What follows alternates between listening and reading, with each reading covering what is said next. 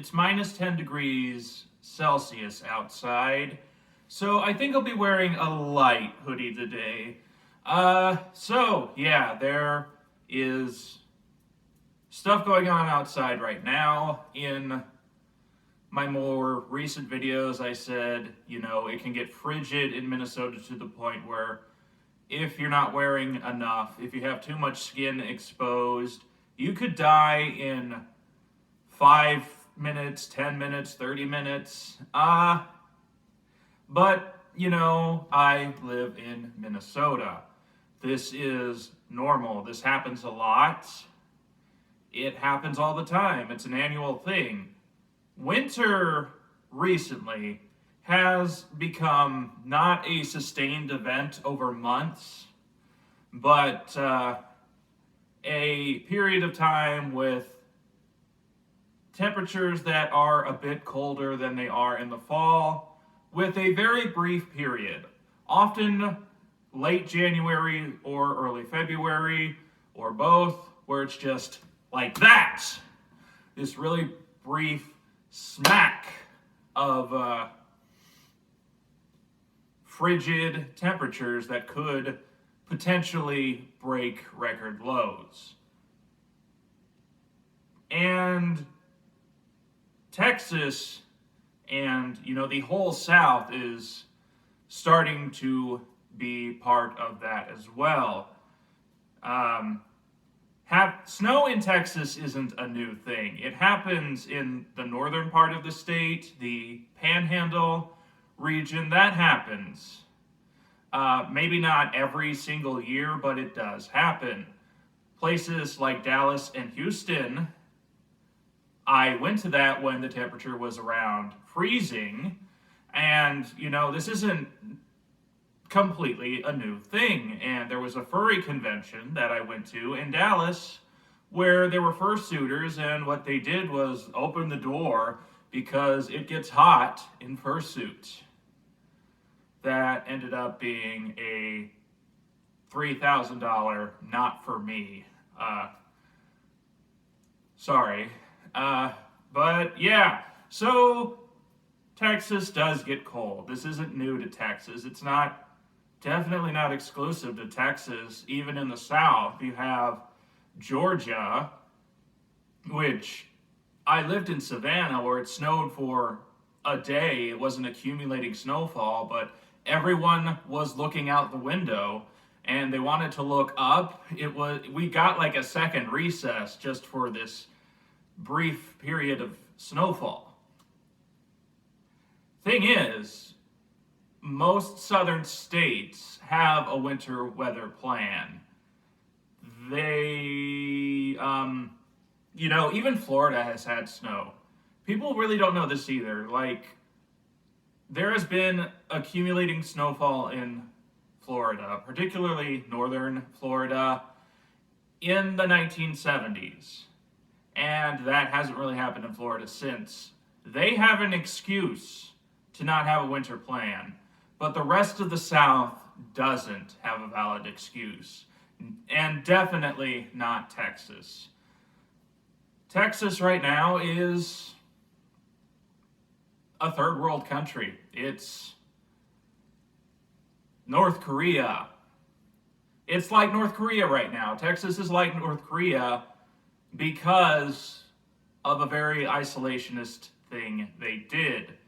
In the US, you have 3 main power grids that are mostly separate. You have the Eastern interconnection, the Western interconnection, and the Texas interconnection that is entirely in the state of Texas. It doesn't cover all of the state of Texas, but it covers most of it. So when demand surges in Texas the way it had to, they had to implement rolling blackouts. Otherwise, it would have broken so much of the electrical infrastructure down there that it would have led to a complete blackout for a length of time not seen since the Auckland blackout. And Auckland, New Zealand doesn't get snow. Texas does. And the loss of power led to a complete and total collapse of almost the entire infrastructure. It's broken water systems. It's broken. I mean, you can't have internet without electricity. A lot of things don't work in Texas. You know, the people of Texas say they don't like snowflakes and that they're really tough and snowflakes aren't. The snowflakes are winning. And then, for like 2 days, well, one day I was just laughing in my head about how the governor just immediately sought an emergency declaration, and that was approved, and it should have been. It should have been. And then there was then the day after, it's like head still laughing, but heart's not. It began to feel for the people of Texas, and now it's just like, this is a crisis. And,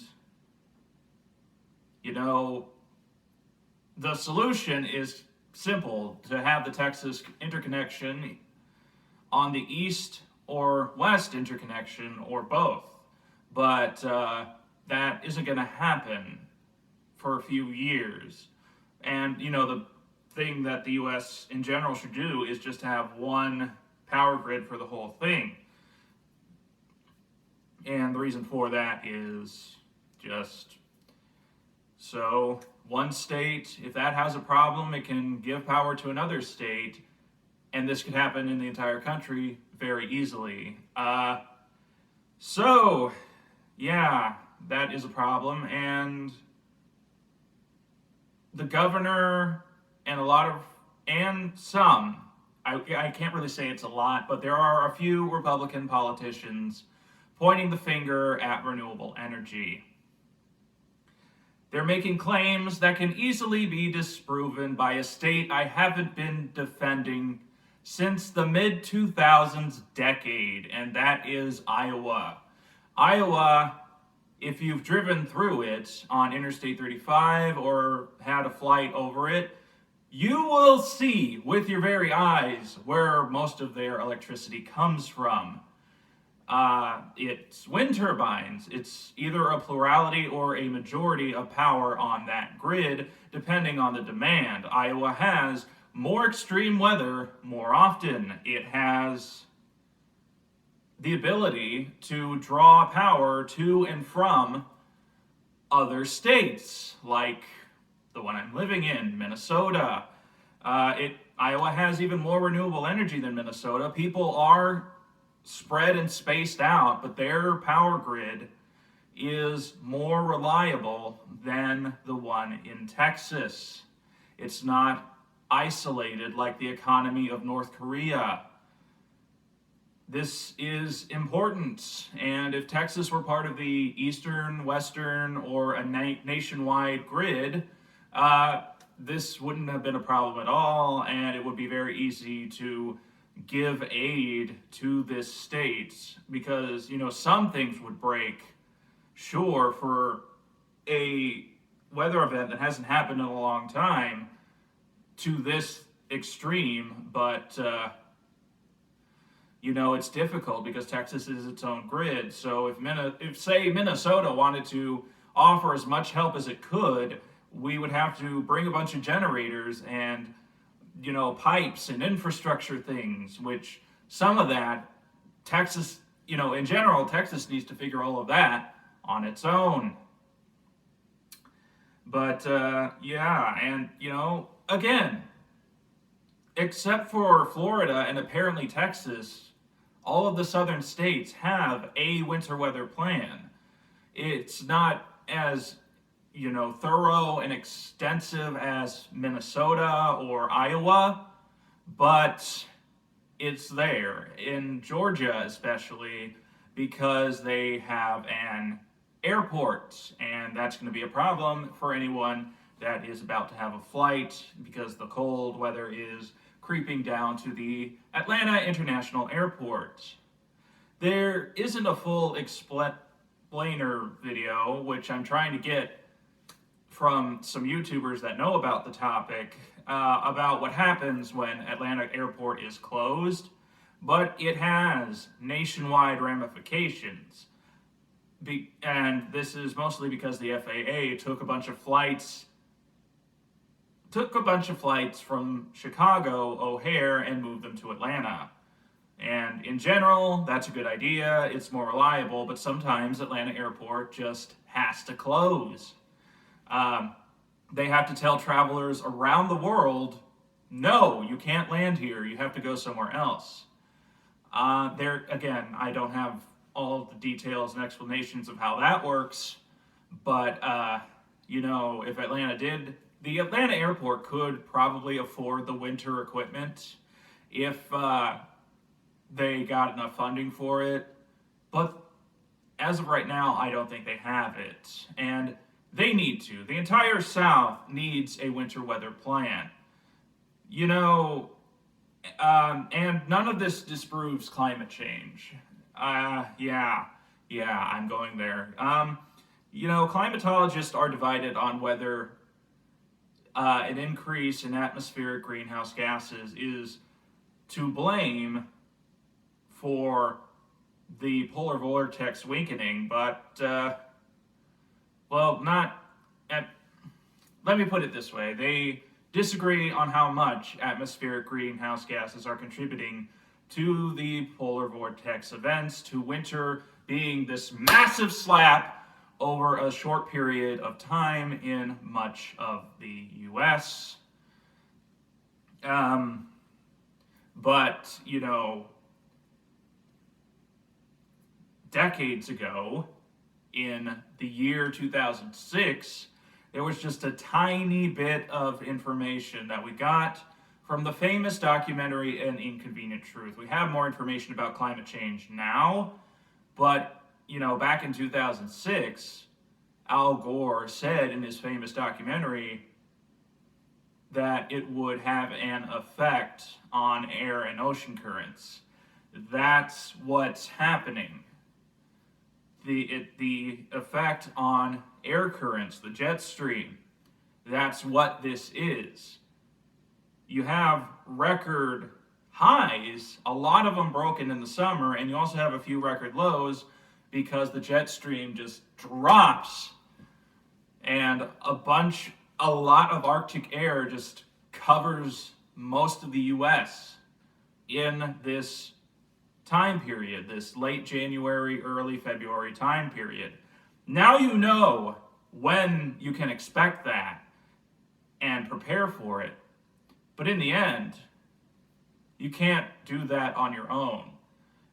The governments of these southern states need to have a winter plan. They need to prepare for prolonged periods of snowfall, which for them, that's a week at most. Here, we are naming our snowplows because we use them a lot, not like as much as New York, upstate New York and Buffalo. Buffalo, New York, by the way, because Minnesota also has a Buffalo, and not like Rochester, Minnesota, because there's a Rochester in New York. So, yeah, we're naming our snowplows. We're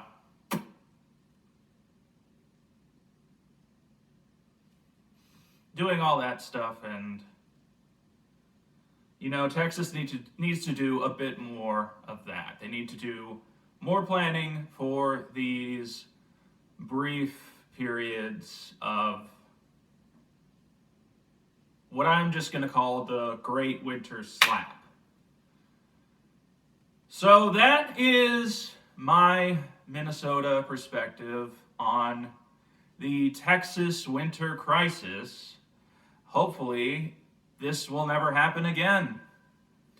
And, I was preparing to blast the state of California for its many myriad of mistakes. But Texas has an immediate crisis that I know a thing or two about, and I wasn't planning on doing Texas first, but now, or the southern region, but here I am because of this one event. Thank you for watching, and I look forward to seeing you in the next video.